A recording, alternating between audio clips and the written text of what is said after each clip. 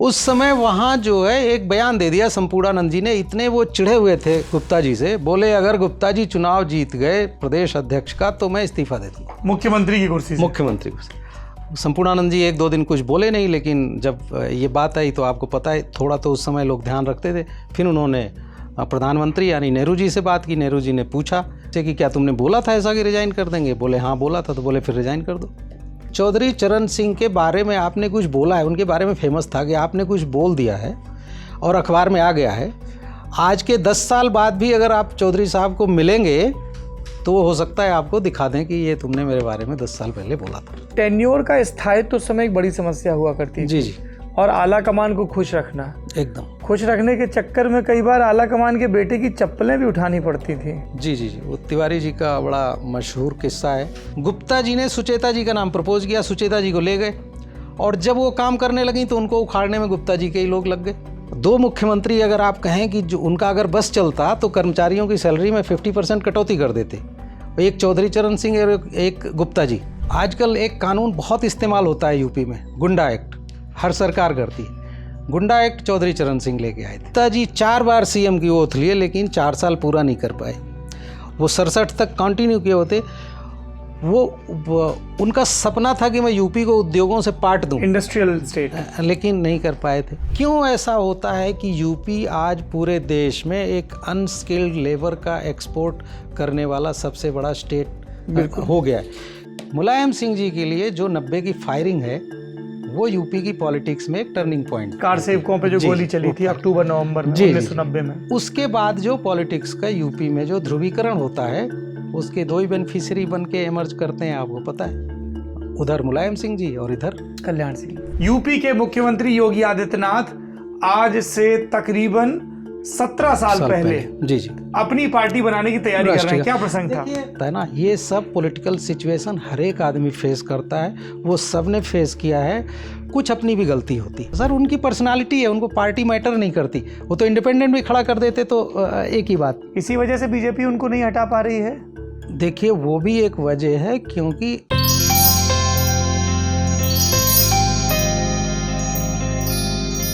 किताबवाला के एक और एपिसोड में आपका बहुत बहुत स्वागत है। आज विस्तार से देश के सबसे महत्वपूर्ण राज्य, जनसंख्या की दृष्टि से, नंबर ऑफ लोकसभा सीट्स की दृष्टि से और इसी वजह से राजनीतिक दृष्टि से उत्तर प्रदेश के बारे में विस्तार से बात करेंगे।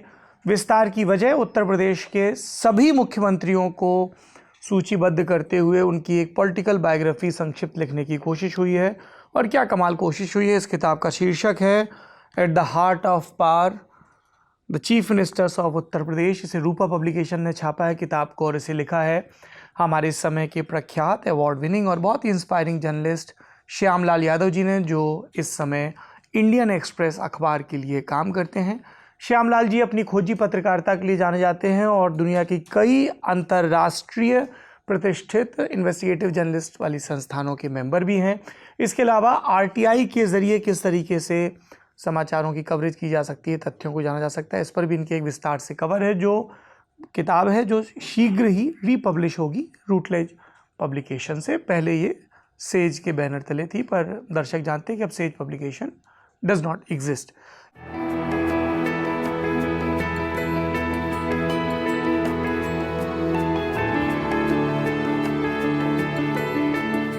इस किताब की बात करें तो इसमें पहले मुख्यमंत्री उत्तर प्रदेश के, जो पहले प्रीमियर भी कहलाते थे, गोविंद बल्लभ पंत, उनसे ये सिलसिला शुरू होता है। उसके बाद आचार्य संपूर्णानंद आते हैं, चंद्रभानु गुप्त आते हैं, सुचेता कृपलानी आती हैं, चौधरी चरण सिंह आते हैं, त्रिभुवन नारायण सिंह आते हैं और वहाँ से ये जो सिलसिला शुरू होता है जिसमें कमलापत त्रिपाठी, हेमवती नंदन बहुगुणा, उसके बाद राम नरेश यादव, बाबू बनारसी दास आते हैं, उसके बाद बीपी सिंह आते हैं, श्रीपत मिश्रा आते हैं, नारायण दत्त तिवारी आते हैं, फिर वीर बहादुर सिंह आते हैं, आखिरी में फिर एनडी तिवारी आते हैं और उसके बाद सिलसिला शुरू होता है मंडलाइजेशन एंड कमंडलाइजेशन ऑफ पॉलिटिक्स का, जिसके क्रम में मुलायम सिंह यादव, कल्याण सिंह, मायावती, इनके बीच सत्ता का हस्तांतरण होता है। और फिर 1999 में इसमें आते हैं राम प्रकाश गुप्ता, फिर 2000 में राजनाथ सिंह आते हैं, 2002 में मायावती, फिर से उसके बाद मुलायम सिंह यादव, उसके बाद मायावती, फिर अखिलेश यादव और उसके बाद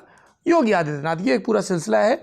कई दिलचस्प शख्सियतें हुई हैं, कई नेता हैं जो मुख्यमंत्री रहे और अपना चुनाव बुरी तरह हारे। आप सोचिए एक मंजर कि 77 का दौर है, दो पूर्व मुख्यमंत्री आपस में बात कर रहे हैं। पहला पूर्व मुख्यमंत्री दूसरे से पूछ रहा है, बाकी सब तो ठीक है, अब हम दोनों कांग्रेस के विरोध में हैं, इंदिरा के विरोध में हैं, पर आपने मुझे विधानसभा का चुनाव कैसे हरवाया ये बता दीजिए। और ऐसी वैसी हार नहीं, चौथे नंबर पर चले गए, जमानत जब्त हो गई। तो उन्होंने कहा मैंने मतपेटियां बदलवा दी थी। ये एक एक्स सीएम दूसरे एक्स सीएम को बता रहा है और उसके बाद दोनों मुस्कुराने लगते हैं। आलम यह है कि एक छात्र नेता जिस स्वतंत्रता संग्राम सेनानी को रेलवे स्टेशन पे स्वागत करने जाता है कि अब ये सुल्तानपुर की जेल से छूटे हैं, 21 बरस बाद उन्हीं को रिप्लेस करके वो मुख्यमंत्री बनता है। ऐसे कितने ही किस्से हैं जो इस किताब में हैं। सभी मुख्यमंत्रियों पर संक्षेप में बात करने के बजाय हम कुछ मुख्यमंत्रियों पर बहुत विस्तार से बात करेंगे, खासतौर पर ऐसे जिन पर इतिहास में अनफॉर्चुनेटली चर्चा कम हुई है, जैसे चंद्रभानु गुप्त। कुछ मुख्यमंत्री जिनकी राजनीति पर बात करना आज के दौर में भी प्रासंगिक है, जैसे मुलायम सिंह यादव या फिर कल्याण सिंह, इन पर विस्तार से बात करेंगे। हालिया जो दो कद्दावर नेता हैं, मौजूदा सीएम योगी आदित्यनाथ और उनके ठीक पहले जो सीएम थे अखिलेश यादव, उन पर भी चर्चा होगी और ओवरऑल यूपी की पॉलिटिक्स की खासियत पर चर्चा होगी। श्यामलाल यादव जी, बहुत बहुत शुभकामनाएं और बहुत बहुत स्वागत है आपका किताब वाला में। सबसे पहले तो मैं चाह रहा हूँ आप दर्शकों को बताएं, जो यूपी की पॉलिटिक्स का बिल्कुल शुरुआती दौर था, ज़्यादातर लोग कांग्रेस से ही निकले थे, जो सोशलिस्ट धड़ा बना वो भी। कितने ही दिलचस्प चुनाव हुए, जैसे फैजाबाद का वो चुनाव जिसमें आचार्य नरेंद्र देव लड़े और कहा गया कि साहब ये तो नास्तिक आदमी है, इसको हराइए, और कांग्रेसियों ने एक महंत को चुनाव में उतारा। आज इस पर बड़ी बात होती है कि राघव दास जी को कि धार्मिक प्रतीकों का कितना इस्तेमाल हो रहा है, गोविंद वल्लभ पंत का अपना कितना असर रहा, और उस समय की विधानसभा का, विधान परिषद का स्वरूप क्या होता था, डबल मेंबर हुआ करते थे, वो बताएं जरा। देखिए, आपको पता है कि उत्तर प्रदेश पहले यूनाइटेड प्रोविंस था और premiere Govind Vallabh Pant ji 37 onward continue कर रहे थे। थोड़े दिनों के लिए जब आपको ध्यान है कि मीन्स प्रोविंसेज में जब कांग्रेस का बहुमत आया तो कुछ दिनों तक नेगोशिएशन चला गांधी जी के और ब्रिटिश गवर्नमेंट के बीच में कि किस हद तक अलाउ करेंगे। तो एक बुलंदशहर के नवाब छतारी थे, थोड़े दिन के लिए वो प्रीमियर रहे, अदरवाइज़ पंत साहब ही कंटिन्यू कर रहे थे।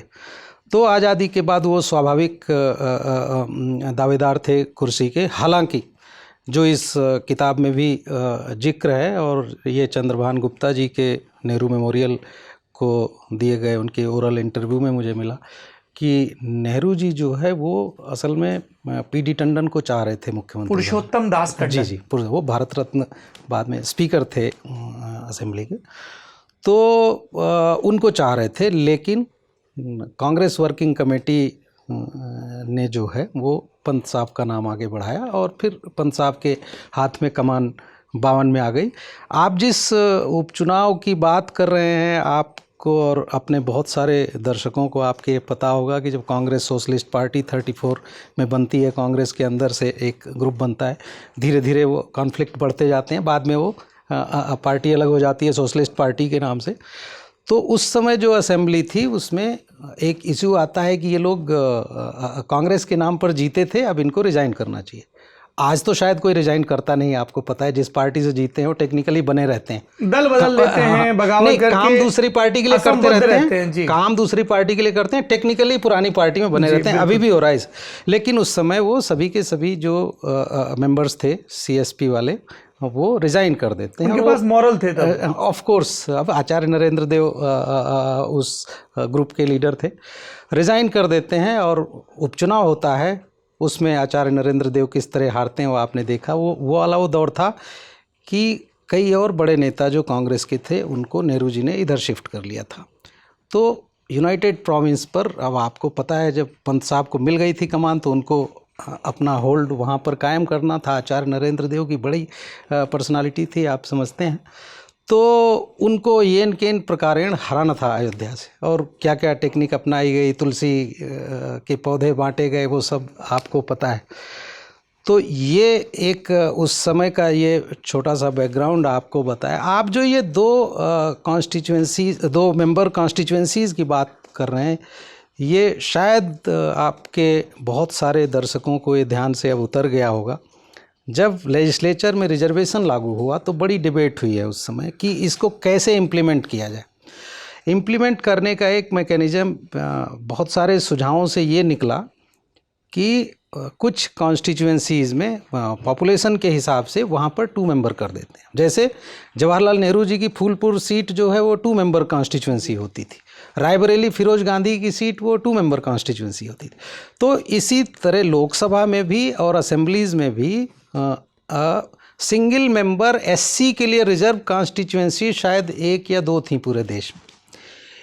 एसटीज़ के लिए तो थी, क्योंकि एसटीज़ का तो आपको पता है वो हैबिटेशन उनका अलग होता है, तो वहाँ पर दूसरी ये रहती है।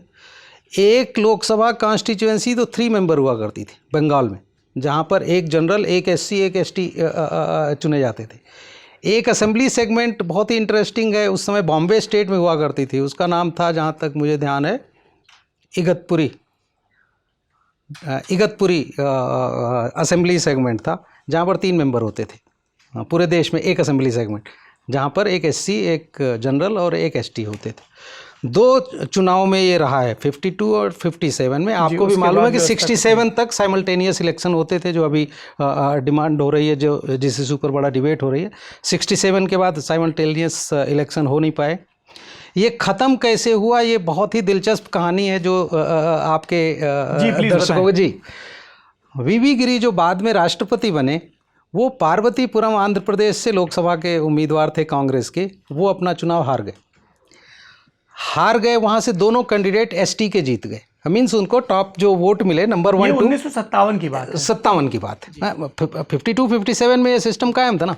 57 में जब वो हारे, उन्होंने इस डिसीजन को चैलेंज किया। उस समय इलेक्शन कमीशन का अपना अलग ट्रिब्यूनल होता था, अब तो हाई कोर्ट में चैलेंज करते हैं आप। वहाँ पर चैलेंज किया, वहाँ पर ये डिसीजन आया कि जो ST candidate can be elected on general also, तो उसको ज़्यादा वोट मिला है वो चलेगा। वो हाई कोर्ट गए, हाई कोर्ट ने उसको अपहोल्ड किया डिसीजन को। वो सुप्रीम कोर्ट आए, यहाँ पर कॉन्स्टिट्यूशन बेंच बनी, headed by justice PV Gajendragadkar, who later became chief justice of India. उन्होंने भी उस डिसीजन को अपहोल्ड किया। उस बीच में वीवी गिरी यूपी के गवर्नर अपॉइंट हो गए थे, लेकिन वो लड़ते रहे थे केस को। और इधर एससी एसटी कम्युनिटीज़ में ये डिमांड हो रही थी कि इसका मतलब क्या, रिजर्वेशन लागू हो गया लेकिन हम वो तो जैसे बड़े भाई छोटे भाई टाइप हुए ना, कि हम इंडिपेंडेंट जो है रह ही नहीं सकते हैं, रिप्रेजेंट कर नहीं सकते। तो ये दोनों बातें इकट्ठा हुई, उस पर जो डिबेट होती है अगले कुछ वर्षों तक। 1961 में फिर 2 मेंबर कॉन्स्टिट्यूएंसी एबॉलिशन बिल लाया जाता है लोकसभा में, और उसके आधार पर फिर 62 से वो सिस्टम कायम होता है जो अभी हम आप देख रहे हैं। ये मुझे लगा कि जानना चाहिए दर्शकों को कैसे 2 मेंबर 3 मेंबर कॉन्स्टिट्यूएंसीज और अभी की जो व्यवस्था है उसमें कैसे ये चेंज हुआ है। आपने इस रिस्पॉन्स में एक जगह जिक्र किया कि नेहरू चाहते थे कि पीडी टंडन बने। जी। यही चीज़ हम चंद्रभानु गुप्त के प्रसंग में देखते हैं कि नेहरू चाहते थे कि चंद्रभानु गुप्त ना बने। जी। लेकिन एक प्रसंग ऐसा भी आता है जब चंद्रभानु गुप्त पहुंचते हैं इस्तीफे के बाद आचार्य संपूर्णानंद के, कि कौन हो सकते हैं सीएम, होते हैं साहब ये हो सकते हैं, चौधरी चरण सिंह का भी नाम लेते हैं, जो उनके दूर विरोधी हैं, विजय लक्ष्मी पंडित का भी। जी। तो वो कहते हैं नहीं आप ही रहिए, उसमें इंदिरा को भी बुलाया जाता है उस मीटिंग में। आज के दर्शकों को थोड़ा ये समझना चाहिए कि एक इतना ताकतवर प्रधानमंत्री है, उसकी मन का सीएम नहीं हो पा रहा है, लार्ज हार्टेड है या पॉलिटिकल मैनूवरिंग है? क्योंकि उसी प्रधानमंत्री ने कामराज प्लान भी लाया जिसमें सब सारे विरोधियों को निपटा दिया, इंक्लूडिंग चंद्रभानु गुप्त। देखिए, वीपी सिंह नहीं चाहते थे कि मुलायम सिंह यादव सीएम बने, वो बने, वो अजीत सिंह को चाहते थे। देखिए, ये 52 पंत जी का सिलेक्शन, 54 संपूर्णानंद जी का सिलेक्शन, उनको बनाने में, संपूर्णानंद जी को बनाने में तो पंत साहब का ही बड़ा रोल था। उनके बाद चंद्रभान गुप्ता जी का, सुचेता कृपलानी जी का 63 में जब कामराज प्लान के बाद हटते हैं। ये अगर आप सारा इसको ध्यान से पढ़ेंगे, न केवल हमारी किताब, बाकी और भी चीज़ों को, तो आपको लगेगा कि फैसले उस समय बड़े लोकतांत्रिक ढंग से थोड़े होते थे। और स्टेट्स के जो छत्रप थे उनका ध्यान रखा जाता था, उनकी पसंद। इवन सुचेता जी को नॉमिनेट किया था, कहा जाए तो चंद्रभान गुप्ता जी ने, उनका नाम आगे बढ़ाया था, क्योंकि यूपी में जात बिरादरी का इशू जैसा आज है कि जो भी बनेगा उसकी पहले जाति देखी जाएगी, वो उस समय भी था। तो सुचेता जी का ही संस्मरण हमने इसमें कोट किया है कि वो कहती हैं कि गुप्ता जी को लग रहा था जिसको भी बनाएंगे उसकी जाति ही देखी जाएगी। ये बंगाली घर में पैदा हुई, सिंधी से विवाह किया, दिल्ली में पढ़ी लिखी, शादी की, वो सिंधी थे। तो इनको लगा कि यूपी में कोई इनकी जात बिरादरी उस पर ध्यान नहीं आएगा। उनका भी जब बताइए वो जमाना था जब जैन साहब जो कांग्रेस अध्यक्ष हैं वो दावेदार हुआ करते थे। और प्रधानमंत्री की बहन हैं। उस समय जब ये सीएलपी में गया इशू, तो ऐसा नहीं है कि एक तरफा फैसला हो गया, वहाँ पर 2 नाम दिए गए लोगों को कि इसमें से एक पर टिक कर दीजिए। दूसरा नाम कमलापति त्रिपाठी जी का था और उसमें मेजॉरिटी सुचेता जी के साथ। तो अब उस समय ना हम थे ना आप थे, लेकिन इन सब जब इनको हम पढ़ते हैं और देखते हैं तो हमें लगता है कि नेहरू जी का जब तक की कांग्रेस जब तक रही, थोड़ा लोकतांत्रिक फैसले होते रहे, क्योंकि बाद में जो जितने मुख्यमंत्री बदले गए हैं, चाहे वो इंदिरा गांधी जी का हो या राजीव गांधी जी के दौर में हो या उसके बाद बीजेपी के टाइम में हो, आप सब देखेंगे कि जिसको उलट पलट जिसको केंद्रीय नेतृत्व नाम भेज देता है उसको सीएलपी या जो भी पार्टी है उसके आला कमान को अधिकृत करते हैं। जी फैसला कांग्रेस दोनों का जी। तो ये अच्छा। और प्रदेश अध्यक्षों के क्या दिलचस्प चुनाव हुआ करते थे। चंद्रभानु गुप्त ने वो चुनाव जीता, उनको उपाध्याय को हरा के, और संपूर्णानंद का इस्तीफा हुआ उस चक्कर में। संपूर्णानंद जी जो है, देखिए बड़े एकेडमिशियन थे, उन्होंने यूनिवर्सिटी में पढ़ा, आपको पता ही होगा, जो ये मथुरा में प्रेम महाविद्यालय है जो राजा महेंद्र प्रताप के बेटे के नाम से उन्होंने एस्टेब्लिश किया, अलीगढ़ वाले राजा महेंद्र प्रताप जिनके नाम पे योगी आदित्यनाथ प्रेम उनका बेटा है। प्रेम उनका बेटा था जिसकी बचपन में डेथ हो गई थी, उसके नाम पर उन्होंने ये कॉलेज बनाया था, प्रेम महाविद्यालय में, डूंगरपुर कॉलेज में, और इंदौर की एक बड़ी पुरानी संस्था है, वहाँ ये पढ़ाए हुए थे संपूर्णानंद जी। बहुत पढ़े लिखे आदमी थे, लेकिन पॉलिटिकली उन्होंने गलती कर दी। वो बन गए, बहुत अच्छा काम कर रही थी उनकी सरकार। उसके पहले रह चुके थे मुनेश्वर दत्त उपाध्याय जी प्रदेश कांग्रेस अध्यक्ष, लेकिन उनकी गुप्ता जी से इतनी ठन गई थी, चंद्रभान गुप्ता जी से, कि वो बर्दाश्त नहीं कर पा रहे थे। संपूर्णानंद जी की एक बार तो ऐसा आया, जैसा भी 2019 में योगी जी के खिलाफ आपने देखा होगा, 100 के करीब एमएलएज ने भाजपा के एमएलएज असेंबली में खड़े होकर विरोध करने लगे। ये पहली बार नहीं हुआ। ये संपूर्णानंद जी के खिलाफ पूर्व प्रदेश अध्यक्ष कांग्रेस के जो जुगल किशोर जी गोवर्धन से एमएलए थे, उनके नेतृत्व में 98-99 एमएलएज ने असेंबली के अंदर नो कॉन्फिडेंस मोशन पर वोटिंग होने जा रही थी, और खड़े होकर के युगल किशोर जी ने बोला कि हम इस सरकार के फैसलों से सहमत नहीं हैं, हम इस सरकार को पसंद नहीं करते हैं, लेकिन हम कांग्रेस के विधायक हैं, हम वो वोट इन्हीं को देंगे। तो अपना प्रोटेस्ट रेज कर दिया उन्होंने। ये सब के बीच में माना जा रहा था कि गुप्ता जी ने सबको इंस्टिगेट किया था। आपको ध्यान होगा उस सरकार से चौधरी चरण सिंह ने भी इस्तीफा दे दिया था गुप्ता जी के उस ग्रुप में। तो ये सब होने के बाद जब ये हम लोग 50 के दशक के आखिरी वर्षों की बात कर रहे हैं, 58, 59, 60 की। और ये ध्यान रखिए कि राम नरेश यादव जी के बनने तक 1977 तक यूपी के जितने सीएम बने सब फ्रीडम फाइटर्स थे, सारे लोग फ्रीडम स्ट्रगल वाले थे, सब जो है महीनों और वर्षों तक जेल में रहे हुए लोग थे। तो संपूर्णानंद जी ने एक गलती कर दी जो कि कोई पॉलिटिकल आदमी करेगा नहीं।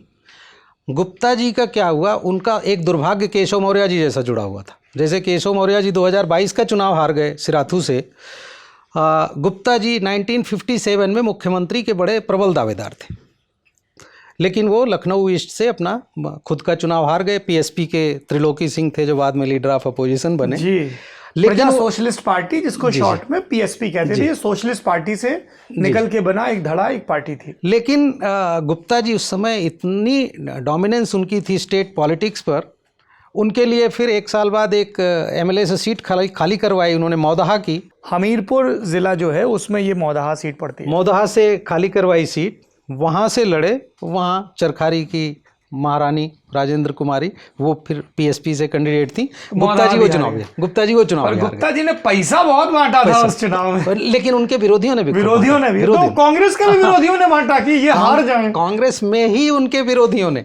हाँ। तो अब क्या होता है, उसके बाद गुप्ता जी के लिए एक दूसरा तरीका था, एक ऑप्शन था कि प्रदेश अध्यक्ष बन जाए।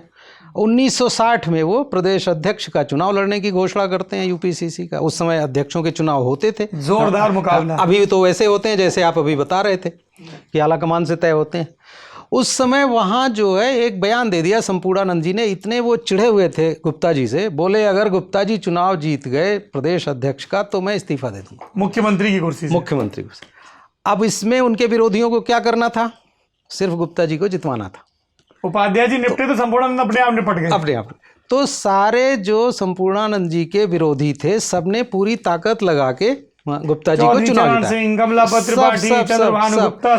सब गुप्ता जी को जिताने में लग गए। गुप्ता जी बड़े बम्पर वोटों से जीते, मुझे 650 के ऊपर मार्जिन, 650 से 700 से ज्यादा वोट उनके थे, 100 के आसपास उपाध्याय जी को थे। वो जब जीत गए तब ये सवाल आया कि अब तो मुख्यमंत्री जी ने बयान दिया था इस्तीफा देना चाहिए, इतना मोरल वैल्यूज थी उस समय। संपूर्णानंद जी एक दो दिन कुछ बोले नहीं, लेकिन जब ये बात आई तो आपको पता है थोड़ा तो उस समय लोग ध्यान रखते थे। फिर उन्होंने प्रधानमंत्री यानी नेहरू जी से बात की। नेहरू जी ने पूछा, वो गुप्ता जी के संस्मरणों में ही मैंने पढ़ा कि नेहरू जी ने पूछा संपूर्णानंद जी से कि क्या तुमने बोला था ऐसा कि रिजाइन कर देंगे? बोले हाँ बोला था। तो बोले फिर रिजाइन कर दो। तो that is how Sampurnanand ji resign. और फिर उसके बाद रिप्लेसमेंट कैसे हुआ गुप्ता जी का आप देखते ही हैं।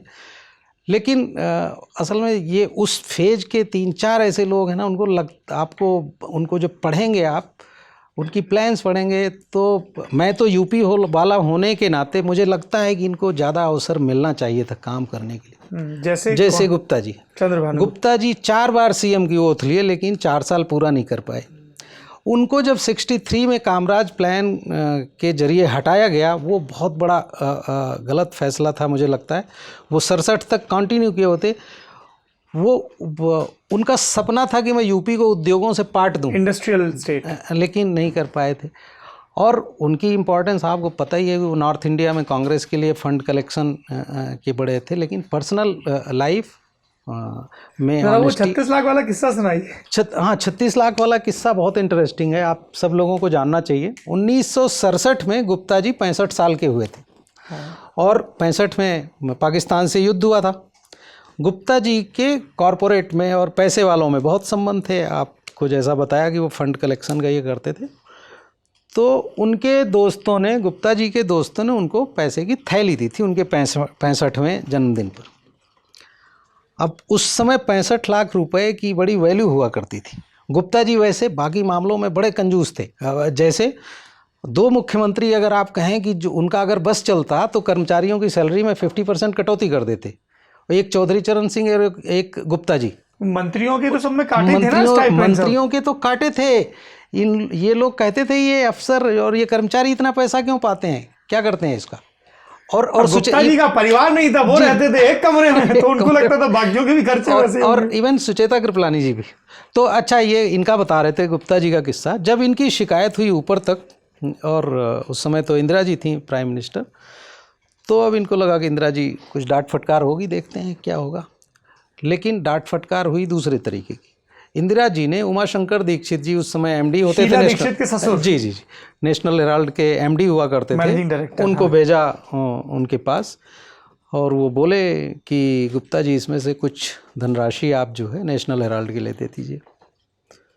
तो कहे ना, sitting chief minister of same party जिसकी केंद्र सरकार है, आज भी किसी में गट्स ऐसा हो सकता है मना करने का? थे तब ही वाज नहीं, वो चीफ मिनिस्टर नहीं थे, पर दावेदार तो बट सर 63 से 67 के बीच में सुचेता जी चीफ मिनिस्टर थी और गुप्ता जी 67 में दोबारा भी ओथ ली। सरकार तो चला ही रहे थे, 67 में ओथ भी उन्होंने दोबारा ली थी। तो कितना कुछ उनका स्टेक पर था। सिटिंग होते मना करते तो दूसरी बात थी, वो उनको फिर शपथ लेनी थी। फिर भी उनका गट्स देखिए कि उन्होंने बोला कि नहीं, ये हमने दूसरे पर्पज़ के लिए पैसा लिया है और जो थोड़ा बहुत बचा हुआ है वो 67 के चुनाव में खर्च होगा। उन्होंने मना कर दिया नेशनल हेराल्ड को पैसा देने से। और हालांकि उनका बाद में हमने उनके बहुत सारे लेटर्स हमको मिले। असल में उनकी ट्रस्ट मैंने विजिट किया था, जिसमें उन्होंने कहा है कि ये जो नेशनल हेराल्ड है वो नेहरू और इंदिरा गांधी परिवार के भोंपू की तरह काम करता है, इसलिए मैंने तय कर रखा था मुझे देना नहीं है पैसा। अच्छी चीज़ ये कि एक तो पहले के नेता चिट्ठियां खूब लिखते थे और बड़े विस्तार से, क्योंकि फोन और मैसेज तो थे नहीं ना। बहुगुणा जी, चरण नहीं उनको संभाल के भी रखा गया, तो हम लोगों को एक अंदाजा लगता है इन लोग चिट्ठियों में। आप बोल रहे थे मुझे कल्याण सिंह की चिट्ठियां, क्या सुंदर हैंडराइटिंग होती थी उनकी। कल्याण सिंह की हैंडराइटिंग बहुत सुंदर थी। कल्याण सिंह, अब हम लोग बहुत दूर के फेज में आ गए, लेकिन कल्याण सिंह की दो, जैसे वो नीट एंड क्लीन कपड़े पहनना, हाँ एकदम क्रिस्प, एकदम, और बहुत महंगा पेन रखते थे। और खूब अभी पुराने जो जनसंघ बीजेपी से जुड़े हुए लोग यूपी में आपको बहुत सारे मिलेंगे जो उस समय के पोस्ट कार्ड उनके बचा करके रखे हुए हैं, उनके हाथ के लिखे हुए, और तुकबंदी उनकी चिट्ठियों में भी रहती थी।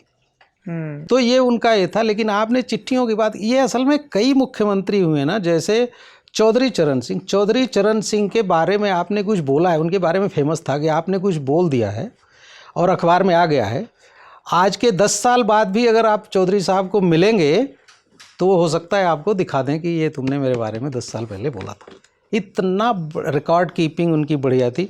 और आपने देखा ही जो पाल ब्राउस ने जो लिखा है, सब उनका सारा कॉरेस्पॉन्डेंस वो ले जा करके उनके प्रीफेस में आपने पढ़ा ही होगा कि वो ऑटो में रख के खान मार्केट जाते थे, वहाँ से फोटोकॉपी करा के फिर ले आते थे, फिर छोड़ते थे। ये पॉल ब्रास की किताब, आप लोगों को जिनकी पॉलिटिक्स में दिलचस्पी, आप में से कई लोग मेल में इनबॉक्स में पूछते रहते हैं किताबें बताइए, और मैं कहता हूँ किताब वाला देखिए, उसमें इतनी किताबों का जिक्र आता है। चौधरी चरण सिंह की वो जीवनी एंड इंडियन पॉलिटिकल लाइफ जी, 3 खंड में है वो, अंग्रेजी में, हिंदी में अनफॉर्चुनेटली अभी 2 का ही तर्जुमा हुआ है, तीसरे का नहीं हुआ है। नहीं, तो सेज तो उन्होंने बुक पब्लिशिंग बंद कर दी। हालांकि मैंने जयंत चौधरी से दरख्वास्त की, फिर से कह रहा हूँ इस वीडियो में, जयंत चौधरी जी कृपया अपने दादाजी की इस पॉलिटिकल बायोग्राफी का मुकम्मल हिंदी अनुवाद करवाइए और फिर वो उपलब्ध हो राजनीति के विद्यार्थियों के लिए, ये भी सुनिश्चित करिए। जी, बहुत उपयोगी था। और इनफैक्ट मुझे तो लगता है कि कई इसमें नेता, आप अगर यूपी के जो चीफ मिनिस्टर्स हुए हैं ना, ऐसा डिटेल्ड और इस तरह का काम सिर्फ चौधरी साहब पर ही हुआ है। और वो भी अमेरिकन प्रोफेसर थे, किए, वो भी बेचारे अब रहे नहीं। लेकिन कई लोग छूट, जैसे हमें लगता है कि इन सब पर, गुप्ता जी पर, सुचेता जी पर, वीपी सिंह पर, मुलायम सिंह जी पर भी कोई बहुत क्रिटिकल नहीं है, वो किताबें लिखी गई हैं, कल्याण सिंह जी पर भी इन पे नहीं है, होनी चाहिए। ये सब जो है इनका बड़ा इम्पैक्ट रहा है। सर देखिए, 90 के बाद वाला जो फेज है, मतलब 89 से ही, जिसका देखिए एंटी कांग्रेस वेव 3 आई ना उस दौर में।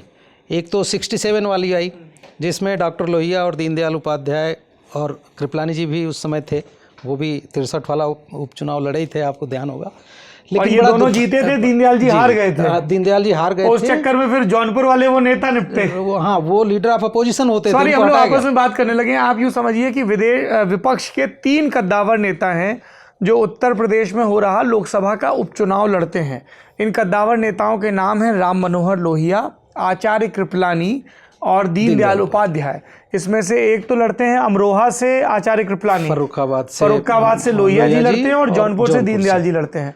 दीनदयाल जी चुनाव हार जाते हैं, ये दोनों जीतते हैं। और कहा जाता है कि जो जौनपुर से आने वाले भाजपा के, जो समय जनसंघ होती थी, विधायक थे यादवेंद्र दत्त दुबे, जो लीडर ऑफ अपोजिशन में, लीडर ऑफ अपोजिशन थे, क्योंकि उस समय जनसंघ की 62 में सबसे बड़ा था जी।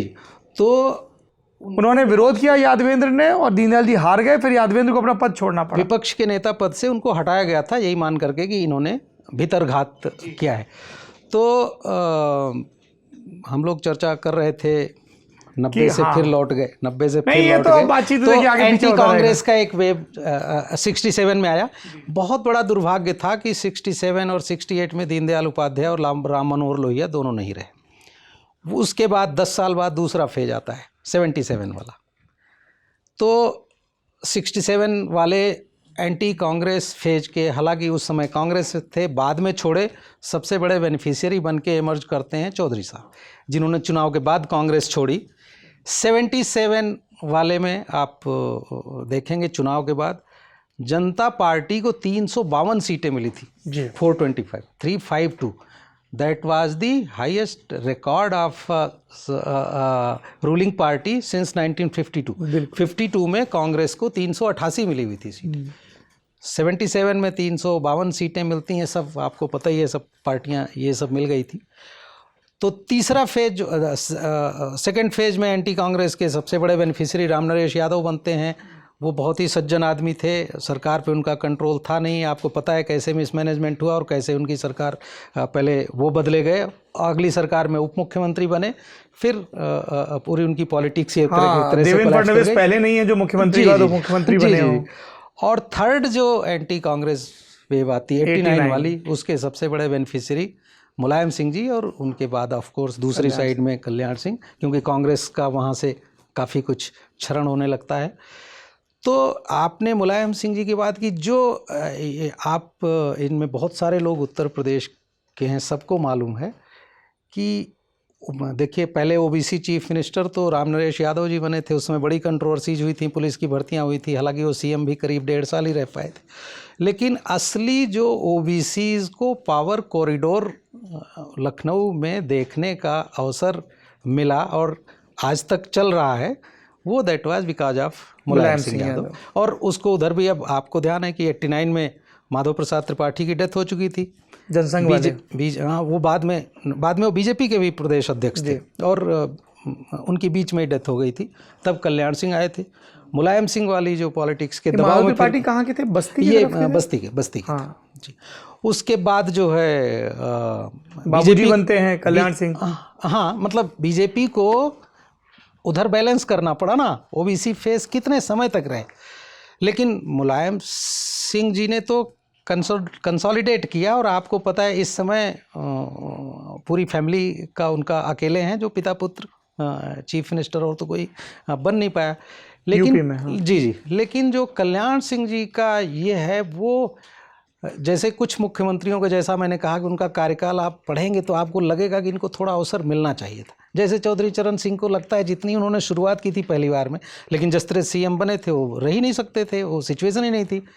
कल्याण सिंह जी का जो पहला वाला टेन्योर है 91 से 6 दिसंबर 92 वाला, वो उसको बहुत याद किया जाता है। वो अगर कंटिन्यू किया होता तो शायद कुछ चेंज और हो पाया होता। क्या समय का फेर कि पहली बार मुख्यमंत्री बने कल्याण सिंह, जिस डीपी यादव को जेल में डालते हैं, हरिशंकर तिवारी को जेल में डालते हैं, मदन भैया वही डीपी यादव को चुनाव लड़वा रहे हैं 96 में, मुलायम सिंह यादव के खिलाफ संभल में कैंपेन कर रहे हैं, वही हरिशंकर तिवारी शपथ ले रहे हैं कल्याण सिंह की सरकार में।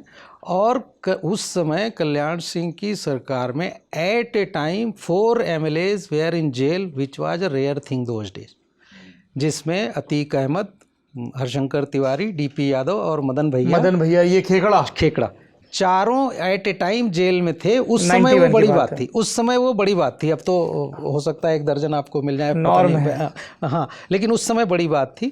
तो नॉट ओनली दैट, सिर्फ लॉ एंड ऑर्डर नहीं, उन्होंने एजुकेशन के लिए थोड़ा आपको नकल अध्यादेश, जिससे माध्यमिक शिक्षा मंत्री राजनाथ सिंह जी, वो अपना चुनाव हार गए, अगला वाला राजनाथ जी, उसका बड़ा ये हुआ, और उसका फायदा मुलायम सिंह जी को मिला। उन्होंने इलेक्शन में प्रॉमिस किया हुआ था कि अगर मेरी सरकार जीती तो सबसे नकल अध्यादेश हटा दूंगा। उन्होंने शपथ लिया और वहीं पर मीडिया वालों को बुला करके कहा नकल अध्यादेश खत्म। तो ये सब हुआ। लेकिन कल्याण सिंह जी की शुरुआत बहुत अच्छी थी, और वो 1.5 साल वाली अगर 5 साल चली होती सरकार इसी तरह से, अब जिन लोगों को मिला है 5 साल, उन पर मैं टिप्पणी इसलिए नहीं करूँगा कि मायावती जी को भी मिल गया, अखिलेश यादव जी को भी मिल गया, योगी जी को भी मिल गया, दूसरा भी मिल गया। तो इन लोगों का आज या कभी भी जब परफॉर्मेंस अप्रेजल हमारे आपके जैसे यूपी के रहने वाले या जर्नलिस्ट करेंगे, तो इनको वो शिकायत करने का मौका इनको नहीं मिलेगा ना।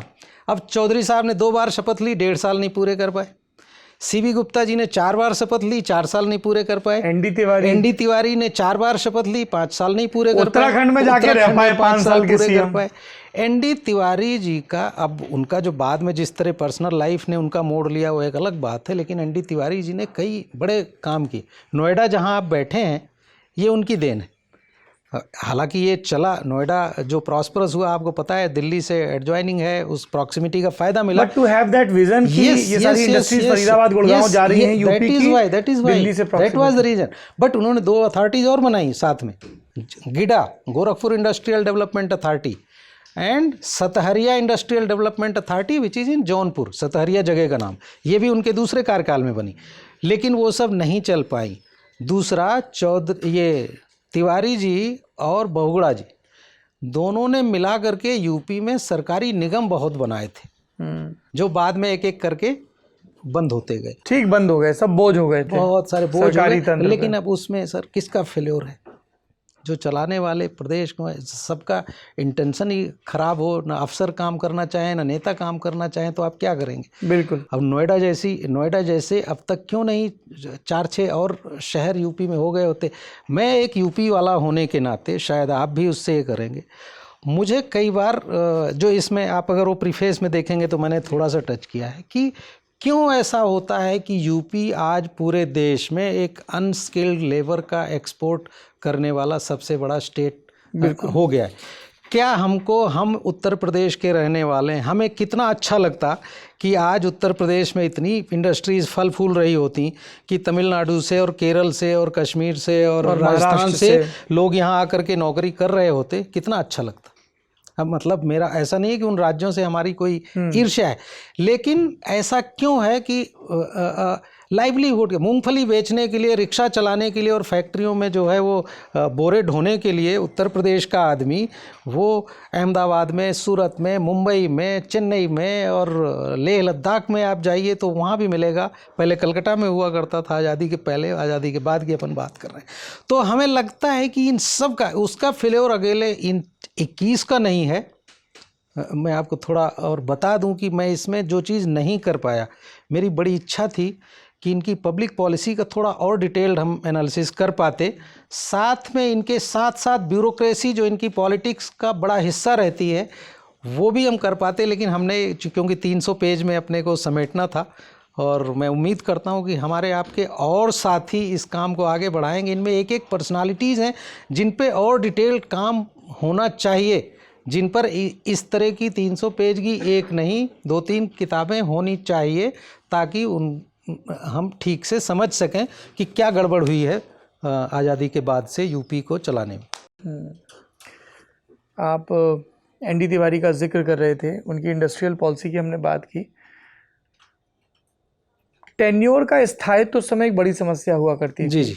और आला कमान को खुश रखना, एकदम खुश रखने के चक्कर में कई बार आला कमान के बेटे की चप्पलें भी उठानी पड़ती थी। जी, वो तिवारी जी का बड़ा मशहूर किस्सा है जो हमने इसमें उद्धृत किया है माखनलाल फोतेदार की किताब के, क्योंकि उनकी किताब में वो अब ऐसे किस्से उद्धृत करने के लिए आपको एक रेफरेंस देना पड़ता है, नहीं तो आपको पता है कि वो कोई क्या बोलेगा बाद में। तो वो सर वो अब वही जो हम लोग शुरू में चर्चा की है ना कि इंदिरा गांधी जी के हाथ में जब से कांग्रेस आती है, अब आपने इसमें पढ़ा होगा, आपको पता भी होगा कि वीपी सिंह ऐसे चीफ मिनिस्टर बने जिनको सीएलपी ने फॉर्मेलिटी भी नहीं करी इलेक्ट करने की और सीधे चीफ मिनिस्टर की ओथ ले ली। एनडी तिवारी जी को जैसे मतलब चीफ मिनिस्टर्स ऐसे बनाते थे कि जैसे ही लगता था कि अब ये थोड़ा जम रहे हैं, काम करना ठीक शुरू कर रहे हैं, तो फिर वापस बुला, जैसे बहुगुणा जी को हटाया। बहुगुणा जी 2 साल में इतना उन्होंने जिस ढंग से वो राज कर रहे हैं आपने देखा, लेकिन उन्होंने कन्फ्रंटेशन मोल ले लिया। बहुत बड़े आदमी को खुश नहीं रख पाए, राज्यसभा का चुनाव हरा के भेजे बहुत बड़े बिरला जी को, और सुब्रमण्यम स्वामी जीते थे और राजनारायण जीते थे, 2 सीटें हारी थी कांग्रेस, और उसके बाद से ही उनकी भ्रिकुटियाँ तन गई और वो थोड़े दिन बाद वो हटाए गए। तो इसलिए कुछ चीज़ अब जैसे मतलब नेता भी, स्टेट वाले भी और सेंटर वाले भी, आपने देखा गुप्ता जी ने सुचेता जी का नाम प्रपोज किया, सुचेता जी को ले गए, और जब वो काम करने लगी तो उनको उखाड़ने में गुप्ता जी के ही लोग लग गए, काम नहीं करने दिया। उनके बाद देखिए सुचेता जी की चिट्ठियां, अब तो इसमें हमने 1-2 कोट की हैं, आपने देखा होगा, उन्होंने जाने के कुछ महीने बाद ही नेहरू जी को लिखा कि यहाँ इतनी ज़्यादा पॉलिटिक्स है और मैं अब समझ पा रही हूँ कि ये स्टेट क्यों नहीं प्रोग्रेस कर पा रहा है इतने वर्षों से बाकी स्टेट्स की तरह से। इसलिए जो आप कह रहे हैं आला कमान की पसंद का, जब कमलापति त्रिपाठी जी बनते हैं 71 में चीफ मिनिस्टर, तब इंदिरा जी का एक कहीं का भाषण है उत्तर प्रदेश में, वो हमने गुप्ता जी की किताब से कोट किया है। वो कहती हैं कि अब जो है केंद्र और राज्य में यूपी में अब पार्टी में जो कोल्ड वार था अब वो एक तरह से ख़त्म होगा और अब राज्य ठीक से प्रोग्रेस करेगा। तो इसका मतलब उसके पहले कि किसी मुख्यमंत्री से पार्टी आला कमान जिसको आप कह रहे हैं वो खुश नहीं रहते थे, लेकिन दुर्भाग्य से उसके बाद भी वही चलता रहा। सुचेता जी ने 2 बार इस्तीफे की पेशकश की है बीच में, उस समय स्वीकार नहीं किया गया। तीसरी बार उनको इंदिरा गांधी जी ने कहा कि आप इस्तीफा दे दीजिए, वो उनको कहीं का गवर्नर बनाना चाह रही थी, लेकिन उन्होंने मना कर दिया, तब नहीं दिया उन्होंने। 67 आता है तो अब हमें जैसे वहाँ पर ये भी लगता है कि सुचेता जी ने कई शुरुआत किया, आपने देखा होगा लड़कियों की फ्री एजुकेशन ये सब किया, कर्मचारियों की हड़ताल से एकदम वो नहीं टस से मस हो रही थी और ठीक काम कर रहा था, सख्त लेडी, कुछ सख्त लेडी थी, लेकिन उनको जो है कोई काम करने नहीं दे रहा था। 67 आने के पहले प्रवीर चंद्र भंजदेव की घटना हो जाती है, बस्तर वाली। कृपलानी जी अपोजिशन में थे, जो जांच कमेटी बनी थी अपोजिशन की वो हेड कर रहे थे कृपलानी जी। तो पॉलिटिकल सिचुएशन कितनी तेज़ी से चेंज हो रही थी, इधर सुचेता जी थी और स्टेट की हालत देख करके सुचेता जी ने खुद ही असेंबली चुनाव ही लड़ने से मना कर दिया। वो गोंडा से लोकसभा लड़ी और दिल्ली आ गई और 67 में जब चुनाव हुए फिर से गुप्ता जी ने ओथ ली। 18-19 दिन चलने के बाद चौधरी साहब ने कांग्रेस छोड़ दी। अब थोड़ा हम लोग उस दौर में आते हैं जिस दौर की हमें गवाही हमें याद जी है। जी मुलायम सिंह यादव जी की पॉलिटिक्स के बारे में बताइए कि कैसे शुरू हुई। और ये बड़ा दिलचस्प है, देखिए कि मुलायम सिंह यादव को पहला बड़ा पॉलिटिकल ब्रेक और राजनीतिक परिषद दिया चौधरी चरण सिंह ने, जी जिनकी पॉलिटिक्स कांग्रेस से शुरू हुई। जी जी मुलायम सिंह यादव के एक और राजनीतिक गुरु माने जाते हैं एनडी तिवारी।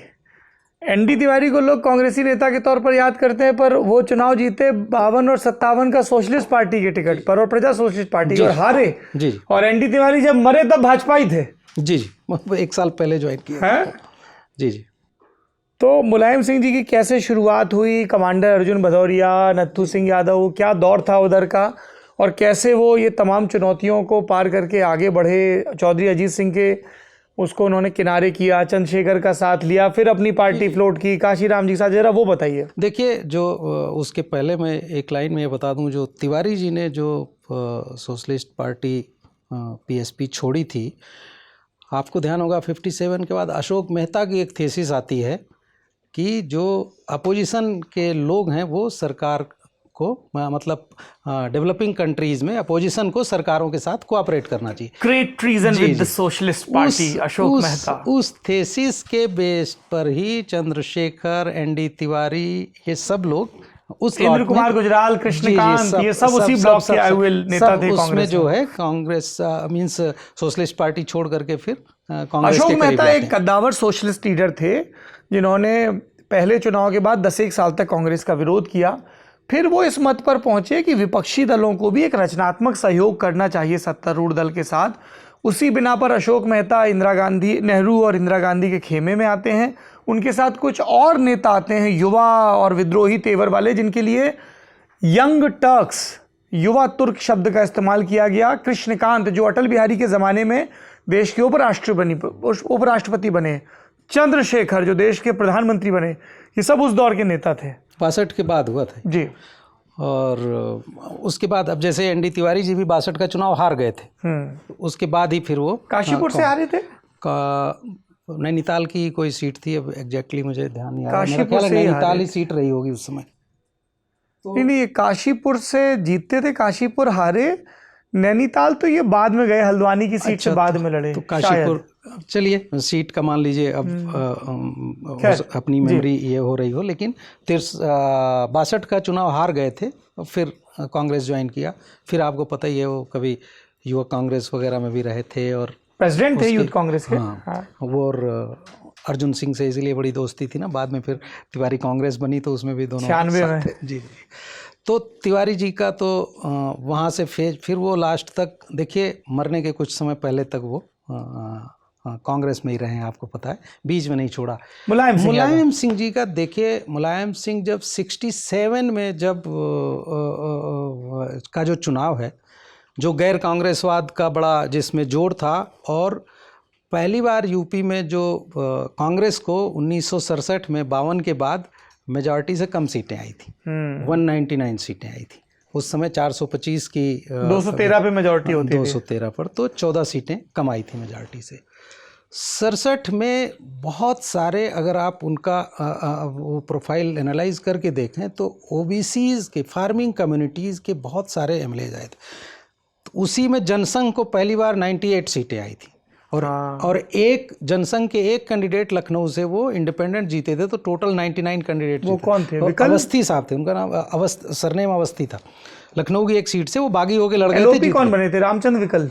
रामचंद्र विकल वो यूनाइटेड अपोजिशन था, लेकिन वो 19 दिन ही चला था। उसके बाद तो चौधरी साहब ने कांग्रेस छोड़ दी, बन गई थी, और फिर विकल साहब भी इधर आ गए थे, मंत्री बन गए थे विकल साहब। जो ये राम प्रकाश गुप्ता डिप्टी सीएम बने थे उस सरकार में। 67 में एजुकेशन का उनके ऊपर चार्ज था, और वो उप मुख्यमंत्री बने थे। उस सरकार ने एक बड़ा फैसला किया था, जो हमें अभी बता देना चाहिए, कि चौधरी साहब की सरकार बनने के 4 दिन के अंदर ही एक कैबिनेट डिसीजन हुआ था कि उत्तर प्रदेश में जितनी संस्थाएं, शिक्षण संस्थाएं जातियों के नाम पर चल रही हैं, ब्राह्मण college, Yadav college, Jat college, ये अपना नाम जो है 30 जून तक बदल लें, नहीं तो इनकी सरकारी ग्रांट बंद हो जाएगी। बहुत बढ़िया। ये फैसला उनकी कैबिनेट का था, हालांकि बहुत कम समय मिला था उनको राज करने को। तो 67 में मुलायम सिंह जी यंगेस्ट एमएलए थे, 28 साल उनकी एज थी। 67 में ही पहली बार वीर बहादुर सिंह एमएलए बने थे, जो बाद में मुख्यमंत्री बने। 67 में ही पहली बार कल्याण सिंह एमएलए बने थे, जो बाद में सीएम बने। बाय द वे आपको बताएं, 67 के अभी एक एमएलए जिंदा है। कौन? आप कभी जाएं, आप में से कोई जाए तो शाहजहांपुर, तो उनको मिल के आइएगा। उनका नाम है दल सिंह यादव। वाह। दल सिंह यादव, और वो जनसंघ से एमएलए थे 67 में। क्या बात है। तो मेरी उनकी कैसे मुलाकात हुई वो बाद में बता दूंगा आपको, यहाँ वो विषयांतर हो जाएगा। मैं कभी शाहजहांपुर गया था कोई स्टोरी करने, और टहल रहा था मॉर्निंग में, तो एक घर था, उसमें लिखा हुआ था पूर्व विधायक दल सिंह यादव। एक बुजुर्ग आदमी पानी डाल रहे थे पौधों में। मैंने पूछा, साहब ये विधायक जी कहाँ हैं? बोले वो तो मैं ही हूँ। तो मैंने पूछा, कब थे आप विधायक?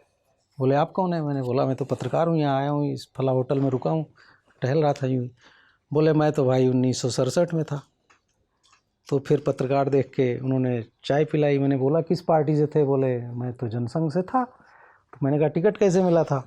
बोले उस समय दीनदयाल उपाध्याय और ये बड़े बड़े लोग यहाँ मीटिंग में आए थे, और मीटिंग चल रही थी, और मैं बार बार कोई सवाल पूछ रहा था उनसे, तो दीनदयाल जी की मेरे ऊपर नज़र पड़ी, और मेरी सीट का डिस्कशन हो रहा था, तो बोले उस सीट से इस लड़के को दे दो। यूँ फैसला हो गया। तो 67 में इस तरह के बहुत सारे लोग जीत के आए थे। उनमें एक मुलायम सिंह जी थे, जो यंगेस्ट एमएलए थे।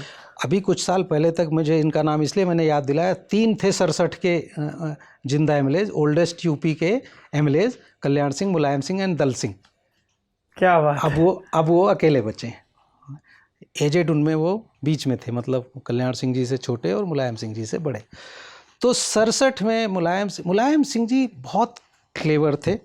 67 में उनको मंत्री नहीं बनाया गया था, आपको पता ही है। उसमें चौधरी साहब के उसमें जब बनी सरकार तो, लेकिन मुलायम सिंह जी ने बहुत चालाकी से, जो अपनी एरिया, अपने रीजन में भदौरिया साहब की लिगेसी को कैसे, कमांडर अर्जुन भदौरिया जी, उनकी लिगेसी को कैसे, मेरे पड़ोसी जिले के हैं भाई, आपको अच्छे से, मैं औरई जालौन का इटावा के, आपको मेरे से कई गुना ज़्यादा पता होगा। नहीं, मैं उस आशा में नहीं वैसे कह रहा हूँ, नहीं वैसे कह रहा हूँ कि अब अपने रीजन का जाहिर सी बात है, आपको वैसे ही पता ही होगा।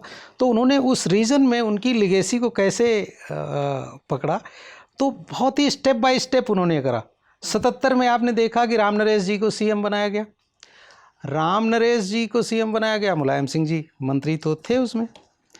राम नरेश जी ने उपचुनाव कहाँ से लड़ा आकर के?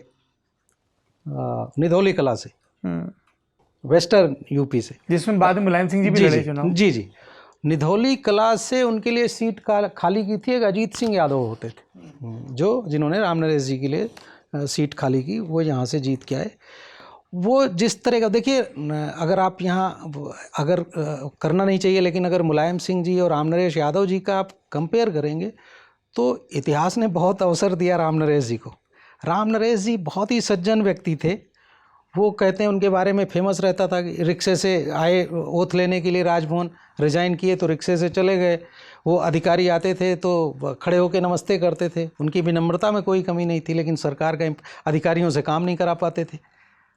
तो और किस तरह उनको हटना पड़ा आपने देखा ही। उन्होंने एक आदेश जारी कर दिया था कि जनसंघ के लोग मंत्री थे उसमें, जनता पार्टी में, आपको पता ही है।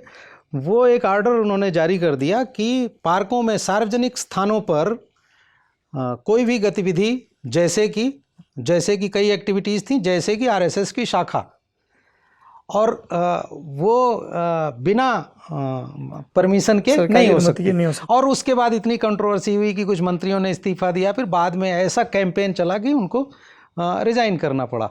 उसके बाद फिर आते हैं बनारसी दास जी, आपने देखा ही है।